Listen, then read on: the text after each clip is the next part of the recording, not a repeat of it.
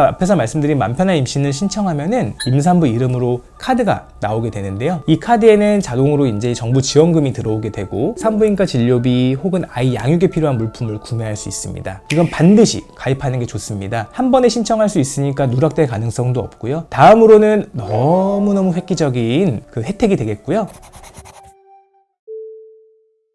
안녕하세요. 저는 호산여성병원에서 진료를 받고 있는 방승현 원장입니다. 반갑습니다. 네, 제가 작년에 임신하면 나라에서 공짜로 해주는 것들을 준비했었는데 그때 굉장히 많은 분들이 시청을 해주셨어요. 이번에는 2025년 버전을 준비했습니다. 임신하면 나라에서 공짜로 해주는 것들 2025년 버전 지금 시작하겠습니다. 산부인과에서 처음 임신 확인증을 받으신 다음에 뭐부터 해야 되냐고 여쭤보시는 산부님들 굉장히 많으신데요. 제가 작년에 이걸 준비하면서도 의외의 혜택들도 많았는데 이번에는 더 많은 혜택들이 늘어났더라고요. 작년과 비슷한 것도 있고 올해 또 새롭게 바뀐 것도 있기 때문에 받을 수 있는 모든 혜택들을 다 받으시길 바라고요. 알아도 헷갈려서 신청이 어려운 경우도 있기 때문에 오늘 한번 총 정리 해드리겠습니다. 첫 번째로 임신기 근로시간 단축입니다. 임신 초기랑 말기에 이제 체력적으로 더 힘든 시기가 있는데 법적으로 출퇴근 시간을 탄력적으로 2시간 조정하는 것을 말하고요. 원래 작년까지만 해도 임신 12주 이내 또는 36주 이후만 단축 근무가 가능했었는데 올해부터는 임신 12주 이내 또는 32주 이후부터 단축 근무가 가능하게 됐고요. 만약에 예를 들어서 아침 9시부터 오후 5시까지 일을 하셨다면은 아침 9시를 11시부터 5시까지 출퇴근을 조정할 수도 있고 퇴근 시간을 더 빨리 3시에 퇴근하도록 조정을 할 수 있고 앞뒤로 각각 1시간씩 조정을 할 수도 있습니다. 이거는 법적으로 보장된 권리이기 때문에 공무원들만 해당되는 것은 아니고요. 만약에 회사에서 합리적 이유 없이 거부를 하게 되면은 과태료도 물을 수 있다는 거 알고 계시면 되겠습니다. 혹시라도 회사에서 모르는 경우도 있기 때문에 회사 담당자분과 상의를 꼭 해주시면 좋을 것 같고요. 그 대신 우리가 출퇴근 시간이 탄력적으로 줄어들었다고 해서 임금이 줄어드냐? 그건 절대 아니고요. 똑같은 임금을 보장받으시면서 근로시간이 단축된다는 거 알고 계시면 되겠습니다. 그리고 기존에는 근무 시간을 단축하게 되면 연차가 줄어들었는데 이제는 단축된 기간에도 동일하게 연차를 사용 가능하다고 합니다. 그래서 임신 기간 그리고 근로시간 단축 개시 예정일 종료일을 적은 문서가 있습니다. 그 문서와 함께 의사 진단서를 첨부하면은 이제 회사에서 확인을 받게 될 거고요. 바로 내일부터 단축 개시하겠습니다 이러면 안 되고요. 단축 개시 3일 전까지는 제출을 해주셔야 된다고 합니다. 단 우리 고위험 임산부들이 계신다면 의사의 진단이 있을 경우 임신 전체 기간에 하나요 단축 근로가 가능합니다. 그래서 혹시라도 임신과 관련된 질병 외에 산모가 기저질환을 앓고 있다, 임신성 고혈압 당뇨가 아닌 원래부터 고혈압, 당뇨, 신장 쪽에 문제가 있다든지 신장 쪽에 문제가 있다든지 혹은 자궁이나 자궁 부속기, 난소, 나팔관 쪽 질환도 가능하다고 하니까요. 꼭 확인하셔서 임산부 단축 근무 혜택을 적용받으시면 좋겠습니다. 꼭 주치의 선생님과 확인을 해보시고요. 질초음파를 통해서 자궁과 양쪽 나팔관, 난소를 확인하게 되는데 이때 문제가 있는지 없는지도 꼭 확인해 보시면 좋겠습니다. 고위험 임산부의 경우에는 우리 의료비 지원도 가능하기 때문에 관할 보건소에 반드시 문의하시고요. 이렇게 문의할 경우에도 대부분은 신분증과 건강보험증, 진단서 등이 필요하다는 걸 잊지 말아주시길 바랍니다.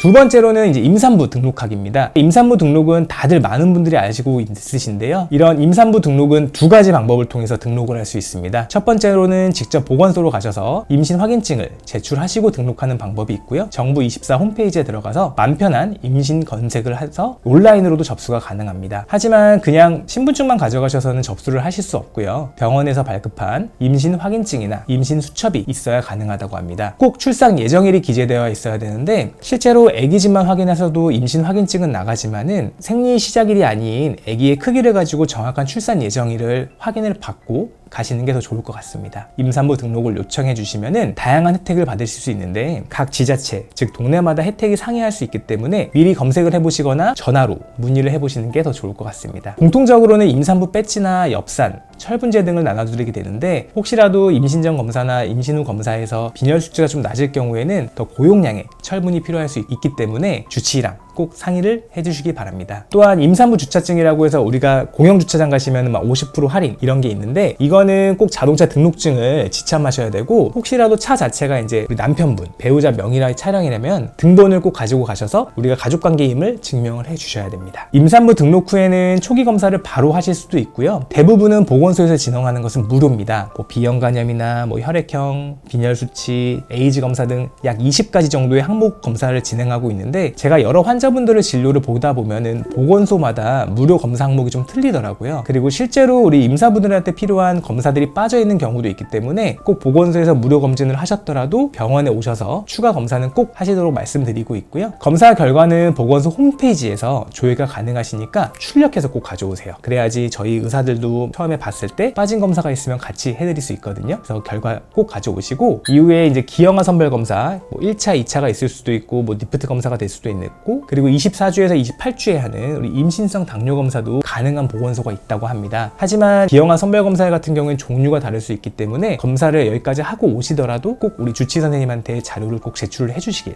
바랍니다. 그리고 출산교육이나 혹시 뭐 약물교육 이런 거는 지역 내 보건소에서 진행하는 것도 있기 때문에 꼭 전화나 혹은 직접 찾아뵙고 안내를 꼭 받도록 해주시면 좋을 것 같습니다. 자, 세 번째로는 아까 앞에서 말씀드린 정부24 홈페이지를 통해 맘 편한 임신 검색을 하시면요, 여러 가지 임신이나 출산을 받을 수 있는 정부 지원을 한 번에 신청할 수 있는 곳이 있습니다. 그래서 그쪽을 들어가게 되면은 이제 간편하게 정부 지원을 받을 수 있는 여러 서비스를 통합적으로 신청을 할 수 있고요. 이건 반드시 가입하는 게 좋습니다. 한 번에 신청할 수 있으니까 누락될 가능성도 없고요. 신청서 같은 게 필요하긴 한데 그 신청서만 잘 작성을 해주시면 될 것 같습니다. 그 다음으로는 우리가 임신 출산 바우처라고 우리 임산부들이 제일 잘 알고 있는 국민 행복카드가 있습니다. 아까 앞에서 말씀드린 맘 편한 임신을 신청하면은 임산부 이름으로 카드가 나오게 되는데요. 이 카드에는 자동으로 이제 정부 지원금이 들어오게 되고 산부인과 진료비 혹은 아이 양육에 필요한 물품을 구매할 수 있습니다. 이후에 아이에게 지급되는 각종 지원금, 수당도 계속 이 카드를 통해서 들어오기 때문에 출산하셨다고 버리시면 안 돼요. 제가 2부에서 설명드릴 출산 후에 받는 지원금들도 이 카드를 통해서 들어옵니다. 건강보험 임신 출산 진료비라고 해서 출산 전에 100만 원이 지급되게 됩니다. 물론 쌍둥이와 같은 다태아 경우는 200만 원이 들어오게 되고요. 임산부나 2세 미만 영유아 전국 요양기관에서 사용 가능합니다. 즉 산부인과뿐만 아니라 약국이나 다른 병원, 한의원, 치과 등에서도 사용할 수 있고요. 출생일로부터 1년 이내에 사용을 하셔야 되는 단점이 있습니다. 슬프지만은 대부분 이 100만 원 지급받는 거는 산부인과에서 대부분 사용을 하시는 것 같아요. 대부분 신청하면 2주 안에 받으실 수 있으니까 꼭 신청을 해주시길 바랍니다. 그리고 이건 작년이랑 거의 비슷한데요.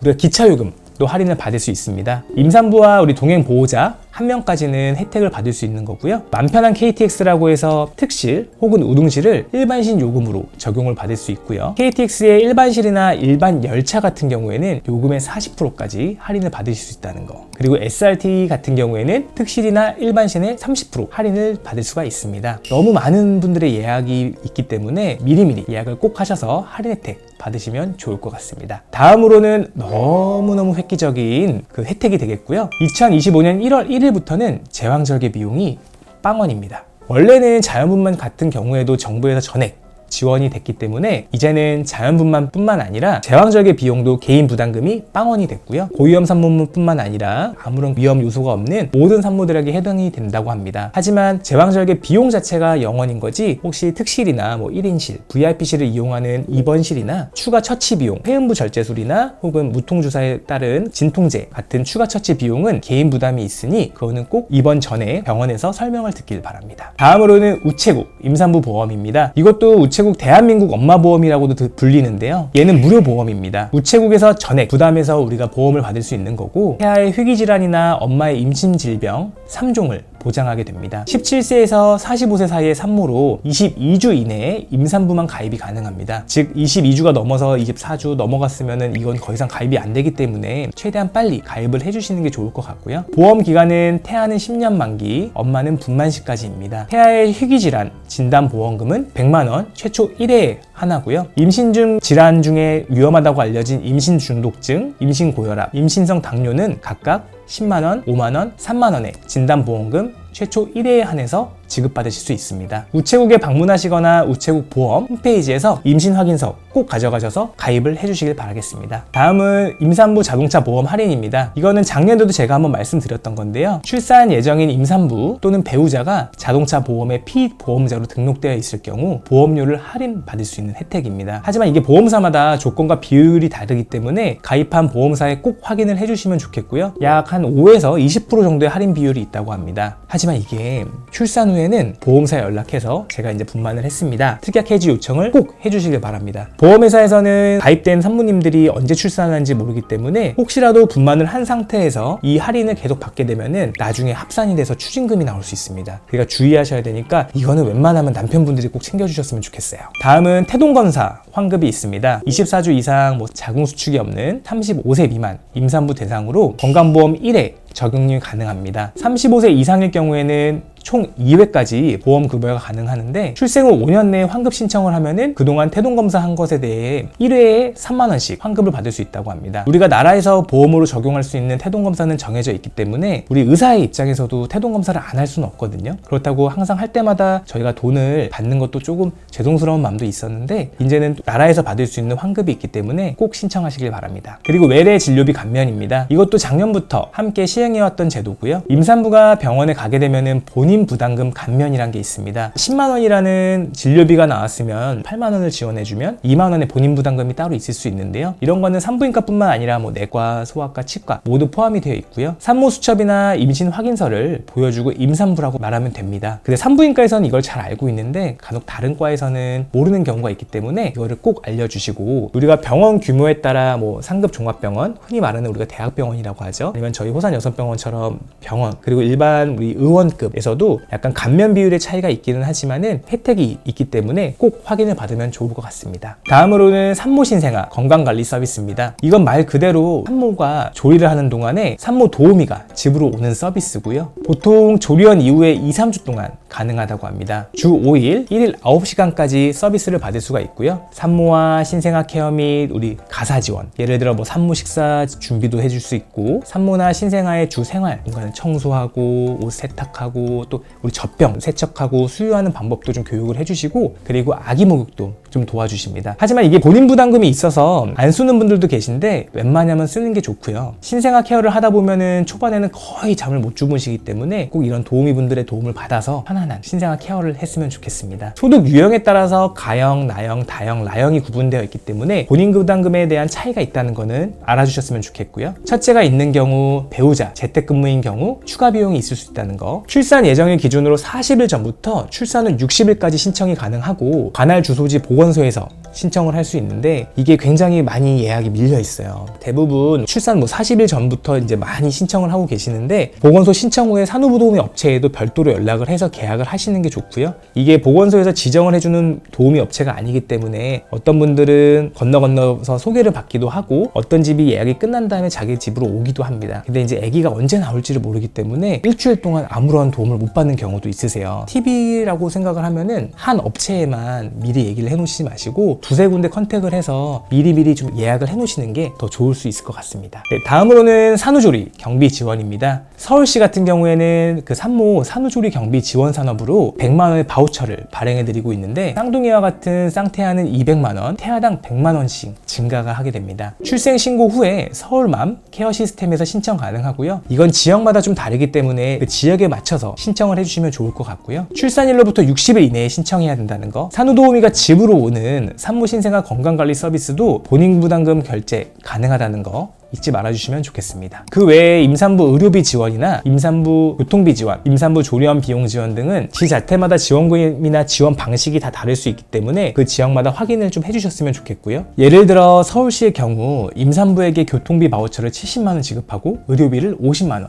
추가 지급합니다. 하지만 그 거주하는 지역에 따라서는 추가 지원금이 좀 다를 수도 있고 아예 없는 경우도 있습니다. 개인적으로 이런 지역에서도 여러 우리 혜택을 산모님들한테 좀 줄 수 있으면 좋을 것 같고요. 우리 작년 영상에서도 정부에서 지원해주는 너무 금액이 적다, 우리는 이걸 받지 못하고 있다, 이런 얘기가 좀 많아서 가슴이 좀 아팠습니다. 하지만 점점 더 우리가 아기 키우는 게 힘들고 더 많은 돈이 들다 보니까 임산부들을 위한 추가 지원을 할 수 있도록 저희도 목소리를 높이도록 하겠습니다. 이렇게 여러 가지 우리 혜택과 그리고 지원금에 대해서 알아봤는데, 그리고 이런 혜택도 중요하지만은 아직도 지하철이나 제가 버스를 탈 때 임산부들이 서 계시는 경우도 좀 있고요. 신호등을 건넌다든지 임산부라는 스티커가 붙여있는 차가 서행을 한다고 뒤에서 크락션을 울리는 그런 경우가 조금 보였습니다. 그런 걸 보면은 솔직히 그런 임산부를 봤을 때 좀 더 배려하는 마음이 좀 더 따뜻한 이런 혜택이 되지 않을까라는 생각이 듭니다. 여기까지 임산부 혜택이었고요. 출산 후 혜택과 가장 궁금해하시는 육아휴직 관련 내용은 다음 영상에서